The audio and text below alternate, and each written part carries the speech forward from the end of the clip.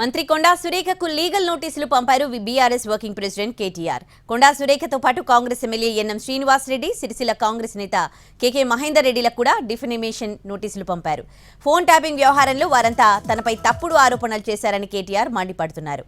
Konda Surekha, MLA NM Srinivasa Reddy, కేకే Mahender రెడ్డిలకు legal notice పంపిస్తానని నిన్ననే tweet చేశారు. తప్పుడు ఆరోపణలపై తనకు క్షమాపణలు చెప్పాలని, లేదంటే చట్టపరంగా తీసుకునే చర్యలను ఎదుర్కోవాలన్నారు. తాజాగా కొండా సురేఖతో పాటు ఎన్ఎం శ్రీనివాసరెడ్డి, కేకే మహేందర్ రెడ్డిలకు లీగల్ నోటీసులు పంపారు.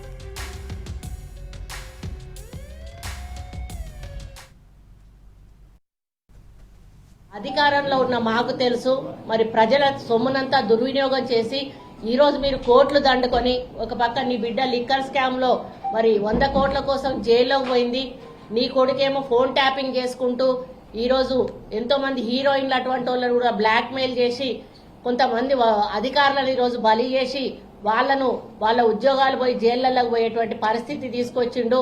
మరొక పక్క కాళేశ్వరం మేడిగడ్డ గట్టి మరి మీరు మొత్తానికి కాళేశ్వరాన్ని మేడిగడ్డను కూడా ఈరోజు కూల్చాలా, ఏం చేయాలో తెలియనటువంటి పరిస్థితుల్లో మీరు వదిలిపెట్టిపోవడం అనేది చాలా బాధాకరం. ఫోన్ ట్యాపింగ్ వ్యవహారంలో కేసీఆర్, కేటీఆర్ జైలుకు వెళ్లాల్సిందేనన్నారు కాంగ్రెస్ ఎమ్మెల్యే ఎన్ఎం శ్రీనివాసరెడ్డి. కేటీఆర్ వీరంగం చూస్తుంటే నవ్వొస్తుందన్నారు. ఫోన్ ట్యాపింగ్ అంతా కేసీఆర్ కనుసన్నల్లోనే జరిగిందన్నారు. కేసీఆర్ కుటుంబం అంతా తీహార్కు జైలుకు వెళ్లడం ఖాయమన్నారు ఎన్ఎం శ్రీనివాసరెడ్డి.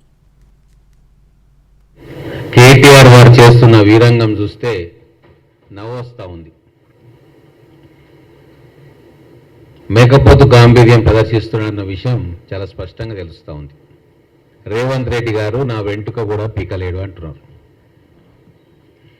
అయ్యా కేటీఆర్ గారు, ఈ ఫోన్ ట్యాపింగ్ అంశంలో ఖచ్చితంగా మీరు మీ తండ్రి గారు జైలు పాలు కావాల్సిందే. పార్లమెంట్ ఎన్నికల తర్వాత కుటుంబం మొత్తం కూడా తీహార్ జైలుకు కవిత గారికి కంపెనీ ఇవ్వడానికి వెళ్లాల్సిందే. మరి ప్రభాకర్ రావు గారికి ఏ ఫోన్ ట్యాప్ చేయాలా, ఎవరి పేర్లు ఇరికియాలి అని చెప్పి ఎవరు చెప్తున్నారు? రోడ్డు మీద పోయే దానయ్య చెప్తున్నాడా? వరంగల్లో ఉండే మల్లయ్య చెప్తున్నాడా? ధృతరాష్ట్రుడిలాగా అన్నీ మూసుకొని కూర్చున్న ప్రగతి భవన్ గడిలో కూర్చున్న కేసీఆర్ గారు, ఇంకొకరు అహంకారంతో, మితిమీరిన అహంకారంతో విర్రవీగుతున్న యువరాజు, దుర్యోధనుడిలాగా ప్రవర్తిస్తున్న యువరాజు కేటీఆర్. అంటే ఈ ఫోన్ ట్యాపింగ్ వ్యవహారం మొత్తం కూడా బీఆర్ఎస్ పార్టీ పెద్ద కల్వకుంట్ల చంద్రశేఖరరావు గారి కనుసన్నల్లో మీ ఆదేశాలతోటి జరిగిందనేది ఎవరు కూడా కాదనలేని వాస్తవం.